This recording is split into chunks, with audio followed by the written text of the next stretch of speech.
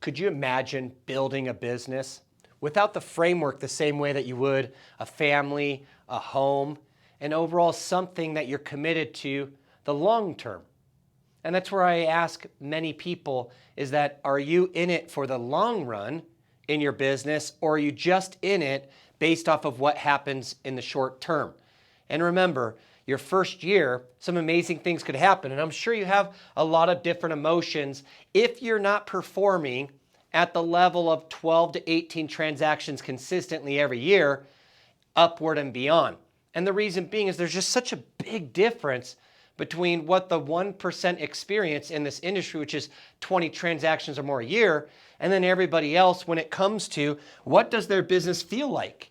And is it feel like a home that is full of dreams and hopes and aspirations? Or is it a home that's constantly trying to figure out a way to create foundations and trying something new, which really, when you look at that, what type of a relationship would that be like in your home? And for some of us, I know that we are having to experience life like that in our homes. But when you look at your business, what we want to do is treat it like the foundation of a great home, which starts with some reason of why it's so important to you. Which when you start looking at your company, and we were talking about the overall mission as you present it to people in business, you also have to know your own why for which you're doing this. Remember, your own personal why was more of the what for.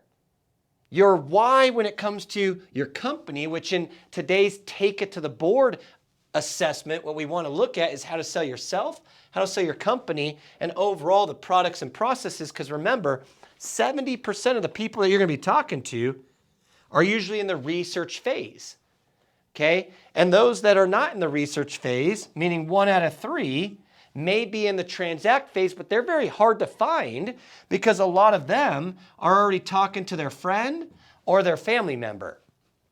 So when you look at great marketing, we're going to figure out how do we go get more of these 30%, or why is it so important that you're receiving the referrals of your family and friends, is for many of us, we got to make sure that we are approaching the 70% of the total addressable market and sharing with them not necessarily why you're doing real estate, but showing them that you're extremely confident because you have the skills. So remember, the skills that we talked about in our industry are the ability to ask questions in any given moment, in any given situation, in any given environment. Whether it be an open house, whether it be on the phone, whether it be bumping a stranger.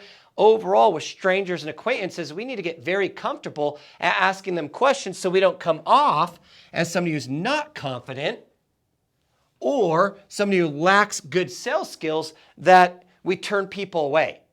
This is why in this first year, you may have certain feelings like anxiety, pressure, all right, stress.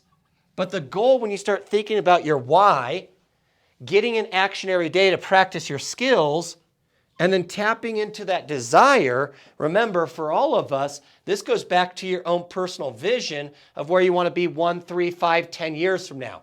So right away, I ask a timeout. We're taking it to the board away from the training and teachings to make sure that you have these 3 things. Every single day, you're going to be practicing your skills. Every single day, you have not lost your desire. You're waking up hungry. You're waking up excited. You're waking up motivated. And if you're not, then we already know mindset matters most. And this is probably why I'm struggling at the current moment, is I've forgotten what I'm doing this for. So then that way I can go out there every day and represent my business as the leader or the CEO or the salesperson, and make sure that I can clearly articulate why we exist for the public. And the public really is a group of a lot of people, right? When you start thinking about who is the market, not necessarily what is the market doing, but who is the market, right? You've got your renters, you've got your homeowners, you've got your people who want to upgrade, you've got your people who want to downsize, you got your people who are looking for a dream home, an investment. There's a big category of who we could be helping. But as we start looking at your own personal values as an organization, they most likely are going to align very similar with who you are as a person. So if you can clearly articulate why you exist, and then when you're connecting with people out in the public and you could share with them your company's values, is it mastery, accountability, commitment, trust, honesty? What are these core values that you have? And the reason being is that people will connect with them. As I'm sure whatever brokerage you're at, there's a reason why you're there. There's a certain belief they have, certain values that you are connecting with. But then lastly, as we're putting this entire business together, remember a level 2 agent is really just somebody who has 4 strategic pillars, meaning of lead generation or revenue. I'm no longer just getting money from my family and friends. I have 3 other pillars outside my database that I'm actively marketing that's generating me leads, and those leads are now going from a conversation to appointment to actually some form of providing a service for them, getting them in my marketing machine, or getting a repeat referral review or transaction. That is all the foundation of a great business as I build the home, because the roof, or what really is protecting you, is the learn, do, teach method of ensuring each and every day for the next 1, 3, 5, 10 years, you never stop learning. You're in a constant state of doing and action. And I could ask many of us is that when things are not going very well in my business or life, is it because I'm maybe not taking action? I'm not self-reflecting so I can teach myself and or others what to do. And it's because I stopped learning. My mindset just has not been the place. But then there's also a component where I need to stop the learning and get out there and do. So that way it will teach me over time, 12 weeks specifically, where my skills are at. So as we continue to build your business, remember, all of these are going to be rooted in standard real estate practices. See, success leaves clues. I'm sure you're like most people I talk to. And many of them believe that, well, what the top performers are doing, I'm sure I can too. And that's exactly true. This level 1 checklist is to walk you through to make sure you have the foundation of the right business put forth, so that way you are confident each and every day. Your company experience growths as you go through level 2, 3, 4, 5. But most importantly is that then we can clearly articulate for the rest of our lives just the ability to confidently get people to both emotionally and logically be certain that it's not the home I'm trying to sell. Yes, we're going to have to make sure people are certain that they're buying the right home. Otherwise, we're probably not going to get repeat or referral business. But it's helping people continue to dream of home ownership. And this is the best part about helping, well, first-time home buyers, is because for many of them, it's rooted in a belief and then just showing them that they possess the ability to do something as special as home ownership.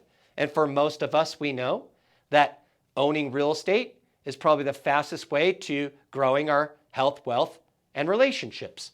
So as we continue with where we're at in the overall process of teaching, meaning that I'm not just selling homes, I'm teaching people the 8 steps, which you'll cover. So then that way we don't necessarily start presenting too much in the future when they're not even ready because we haven't learned about their past and overall their present interest in this home ownership, no matter what category they are that we identified.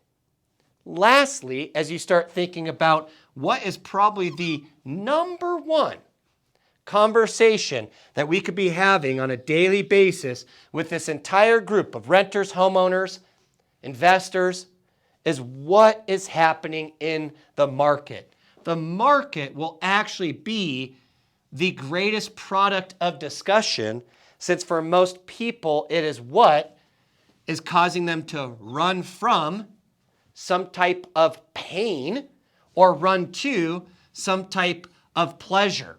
So as we can identify what people understand about the market, we can then educate them on the processes that people are taking based off their specific goals or interests. We'll start to peak again the enthusiasm of next actions when it comes to how home ownership relates to them. And the overall then feelings you're experiencing are not anxiety, it's not pressure, it's not stress, it's joy, it's happiness, it's enthusiasm, it's energy, it's excitement.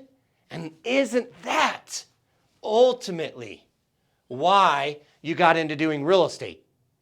And if every day you can be that emotional charge to your company, just imagine how great all this service that you provide or sales that you share, I'm pretty sure a lot more people will want to give you their time, which is an appointment, to provide acts of service, include them in your marketing, and ultimately when we start doing that, you should start receiving more thank yous, which then means we can ask for favors, and for us, that's most likely a review or a referral.